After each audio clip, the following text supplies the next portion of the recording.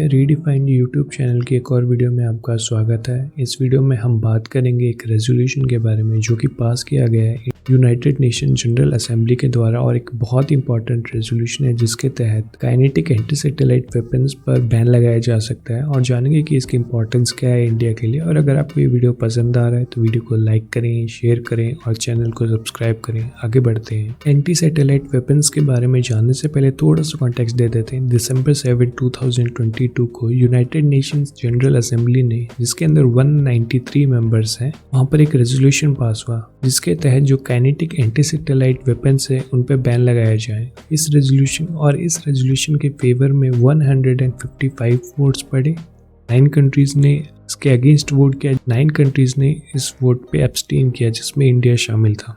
आगे बढ़ने से पहले एक छोटी सी चीज़ जान लेते हैं कि ये जो रेजोल्यूशन पास हुआ है ये नॉन बाइंडिंग है। अगर मेंबर कंट्री चाहें तो इस रेजोल्यूशन से बाहर निकलकर एंटी सैटेलाइट वेपन्स का टेस्ट कर सकते हैं और उन पर कोई सैंक्शंस नहीं लगेंगे।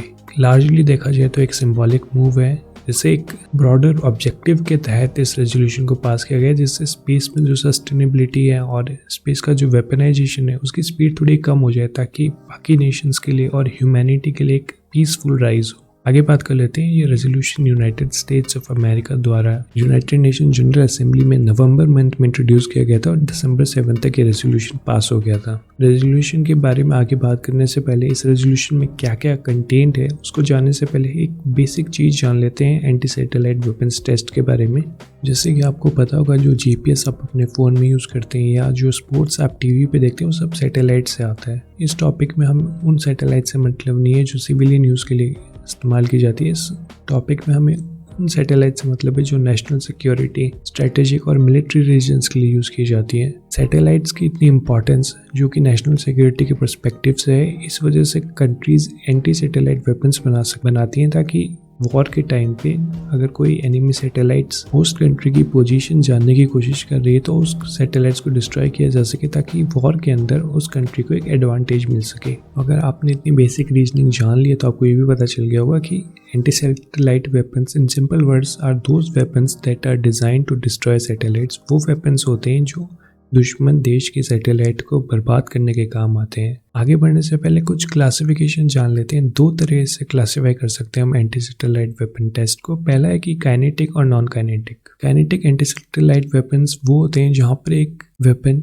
लॉन्च होता है और वो डायरेक्टली जाके मिसाइल को डिस्ट्रॉय करता है। जो वेपन और सैटेलाइट है उनके बीच में एक फिजिकल कॉन्टैक्ट होता है जिससे सैटेलाइट का डिस्ट्रक्शन होता है और स्पेस के अंदर जो डेब्री होता है, जो पार्टिकल्स होते हैं जो सैटेलाइट के डिस्ट्रक्शन के बाद पैदा होते हैं, वो काफ़ी ज़्यादा मात्रा में होते हैं। अगर non kinetic anti satellite weapon test की बात की जाए तो यहाँ पे नॉन फिजिकल मीन्स को यूज़ किया जाता है, यानी कि जो एंटी सैटेलाइट वेपन है और जो सैटेलाइट है उनके बीच में डायरेक्ट कांटेक्ट नहीं होगा, या तो जैमिंग के द्वारा, लेज़र या साइबर अटैक के द्वारा उस सैटेलाइट को इनएक्टिव किया जाएगा।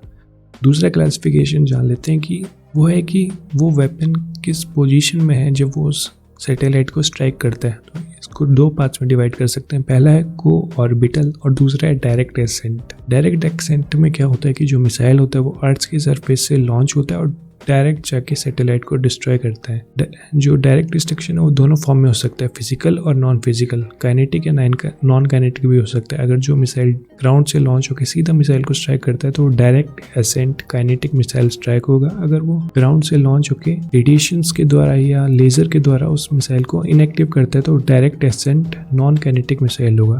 दूसरा तरह का जो एंटी सैटेलाइट वेपन होता है वो होता है कोऑर्बिटल। ऑर्बिटल वेपन के अंदर क्या होता है कि जो वेपन होता है एंटी सैटेलाइट वेपन उसे स्पेस में प्लेस कर दिया जाता है और जब भी यूज़ होती है तो वो वेपन डायरेक्टली स्पेस से यूज़ किया जा सकता है।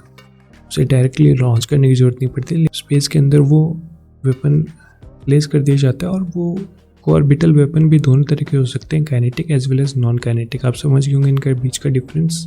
आगे बात करते हैं कि जब एंटी सैटेलाइट वेपन से डिस्ट्रक्ट किया जाता है किसी सैटेलाइट को तो उसका इम्पैक्ट क्या होता है। यूनियन ऑफ कंसर्न साइंटिस्ट एक ऑर्गेनाइजेशन है जिनके डेटा के अनुसार अगर एक 10 टन कि सैटेलाइट को डिस्ट्रॉय किया जाए फिजिकल डायरेक्ट कांटेक्ट के मीन से, तो करीबन 8 to 14 मिलियन जो डेब्री पीसेस होते हैं जिनका साइज 1 मिलीमीटर से लेकर 1 सेंटीमीटर तक होता है वो प्रोड्यूस होते हैं, और अराउंड 2,50,000 to 7,50,000 डेब्री पीसेस जिनका साइज 1 सेंटीमीटर से 10 सेंटीमीटर तक होता है वो प्रोड्यूस होते हैं। आपने एक 15 सेंटीमीटर का स्केल देखा होगा, उस स्केल के मैग्नीट्यूड को कंपेयर किए इन डेब्रीज के पीसेस के साथ, और अराउंड 5,000 to 15,000 डेब्री पीसेस जिनका साइज 10 सेंटीमीटर से ग्रेटर होता है वो प्रोड्यूस होते हैं। और जो ये डेब्री प्रोड्यूस होता है वो स्पेस के अंदर 29,000 किलोमीटर पर आवर यानी 8 किलोमीटर पर सेकंड की स्पीड से मूव करता है। और अगर 1 मिलीमीटर साइज का भी फ्रेगमेंट किसी सैटेलाइट पर लग जाए तो वो सैटेलाइट को डिस्ट्रॉय कर सकता है। इसलिए आप जान गए होंगे कि अब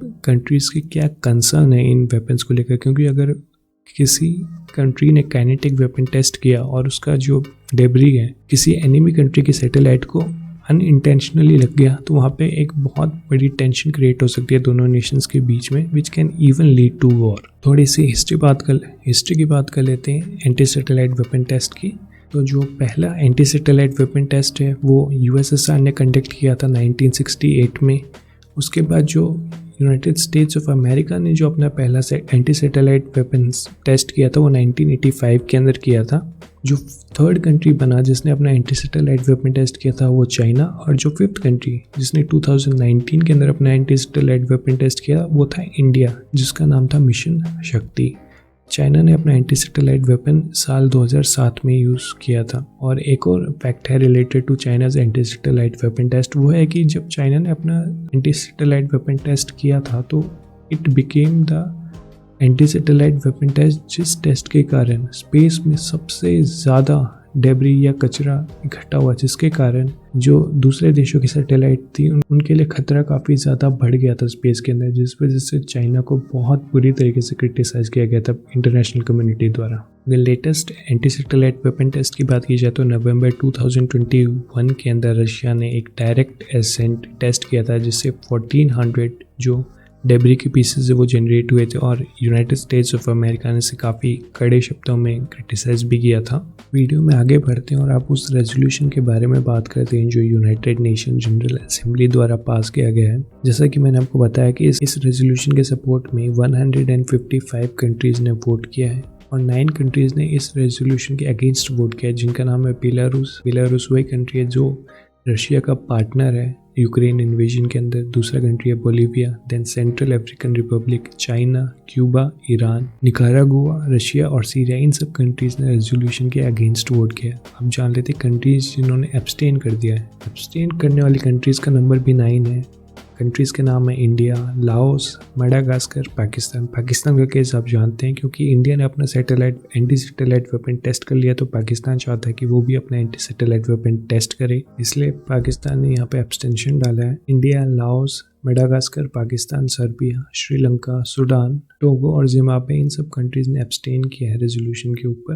आगे बढ़ते हैं और प्रोविजंस के बारे में बात कर लेते हैं इस रेजोल्यूशन के। ये जो रेजोल्यूशन है वो नॉन बाइंडिंग इन नेचर है। मान लीजिए अगर कोई कंट्री इस रेजोल्यूशन से बाहर निकल के एंटी सैटेलाइट वेपन टेस्ट करना चाहे तो वो कर सकता है। दूसरी बात है ये जो रेजोल्यूशन है वो स्पेसिफिकली डायरेक्ट एक्सेंट वेपन्स के बारे में बात करता है। अगर कोई मिसाइल जो ग्राउंड से लॉन्च होकर स्पेस में जाती है और किसी सैटेलाइट को टारगेट करती है, उस टाइप ऑफ वेपन के लिए ये स्पेसिफिकली प्रोहिबिट करता है। अब बात कर लेते हैं आगे वे एड क्या है। देखिए जो इंटरनेशनल सिस्टम है is a system of anarchy, तो यहाँ पर सभी कंट्रीज़ को साथ में मिलकर काम करना पड़ेगा और ज़्यादा से ज़्यादा एफर्ट लगाना पड़ेगा कि जो स्पेस का जो वेपनाइजेशन है वो कम से कम हो ताकि ह्यूमैनिटी का जो फ्यूचर है वो सेफ और सिक्योर हो। बात कर लेते हैं जो इंडिया ने अपना मिशन शक्ति एंटी सैटेलाइट वेपन टेस्ट 2019 में टेस्ट किया था वो इम्पॉर्टेंट क्यों था, क्योंकि अब आप देख रहे हैं कि एक ग्रुप बन रहा है, एक हैव और हैव नॉट्स का ग्रुप बन रहा है, जहाँ पे एक तरफ कंट्रीज़ होगी जिनके पास एंटी सैटेलाइट वेपन्स की कैपेबिलिटी है, दूसरी तरफ कंट्रीज़ होंगी जिनके पास एंटी सैटेलाइट वेपन्स की कैपेबिलिटी नहीं है। अभी तो जो ये रेजोल्यूशन पास हुआ है यूनाइटेड नेशंस के अंदर, ये वो रेजोल्यूशन है जो कि नॉन बाइंडिंग है। फ्यूचर में एक बाइंडिंग रेजोल्यूशन भी आ सकता है। अगर कोई बाइंडिंग रेजोल्यूशन आ गया और किसी कंट्री ने वो टेस्ट नहीं किया एंटी सैटेलाइट वेपन टेस्ट, तो वो कंट्री टोटली उस ट्रीटी से बाहर हो जाएगा अगर वो फ्यूचर में उस बाइंडिंग रेजोल्यूशन के अगेंस्ट कोई एंटी सैटेलाइट वेपन टेस्ट करना चाहे तो उस पर सैंक्शंस लग सकती हैं। बिल्कुल यही केस इंडिया के न्यूक्लियर प्रोग्राम के साथ हुआ था। 1 जनवरी 1967 से पहले 5 कंट्रीज ने न्यूक्लियर टेस्ट कर लिए थे, जो थे यूएसए, रशिया, फ्रांस, ब्रिटेन और चाइना। इंडिया का पीसफुल न्यूक्लियर एक्सप्लोजन हुआ था 1974 में और फुल फ्लेजेड न्यूक्लियर एक्सप्लोजन किया था इंडिया ने 1998 में, जिसके कारण इंडिया पर सैंक्शंस लगे थे। तो जो नॉन न्यूक्लियर प्रोलिफरेशन ट्रीटी है, जो कि 1 जनवरी 1967 में फोर्स में आई थी, उसके तहत अगर कोई भी कंट्री 1967 के बाद न्यूक्लियर टेस्ट करता है तो उसे नॉन न्यूक्लियर वेपन स्टेट नहीं माना जाएगा और उसके साथ जो पीसफुल यूज़ की जो न्यूक्लियर टेक्नोलॉजी है वो शेयर नहीं की जाएगी। इसी कारण इंडिया के साथ जो बाकी कंट्रीज हैं जिन्होंने एनपीटी साइन कर रखा है वो न्यूक्लियर वेपन्स टेक्नोलॉजी शेयर नहीं करते और इंडिया को काफ़ी ज़्यादा प्रॉब्लम आती है अपनी जो पीसफुल न्यूक्लियर एनर्जी को डेवलप करने में और उससे इलेक्ट्रिसिटी प्रोड्यूस करने में। यहाँ पर अगर इंडिया ने अपना जो टेस्ट कर लिया है टाइम से रहते हुए वो काफ़ी ज़्यादा इंपॉर्टेंट है, ताकि अगर कोई फ्यूचर में बाइंडिंग रेजोल्यूशन आए तो इंडिया हैव नॉट्स की लिस्ट में ना होके हैव्स की लिस्ट में हो, ताकि फ्यूचर में इंडिया की जो नेशनल सिक्योरिटी है उस पर कोई खतरा न बने। आई होप आपको ये वीडियो पसंद आई होगी। अगर वीडियो पसंद आई है तो वीडियो को लाइक करें, शेयर करें और चैनल को सब्सक्राइब करें। मिलते हैं नेक्स्ट वीडियो में। जय हिंद।